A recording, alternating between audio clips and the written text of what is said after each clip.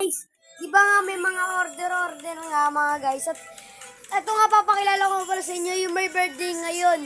Di ba nga may 31 ngayon? Sa birthday niya. Ang pangalan niya po, Rome Ayes Dalisay. Kapatid niya po si Jonang Bulul. Ayan po, si Jonang Bulul. Ito nga po yung kapatid ko. Wala naman. Ayan mga guys. Ayan mga guys. I know. Dalisay po yan.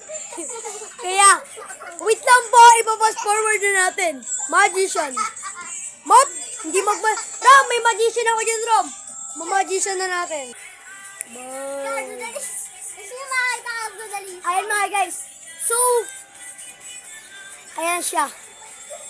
Siya si Dalisay.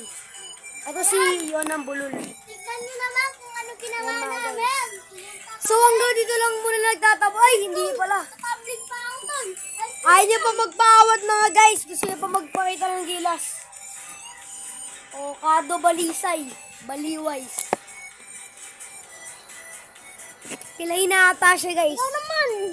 Hindi na kasi baro mag-backflip nyo guys. No, no. Oh, hindi nakita. Hindi nakita.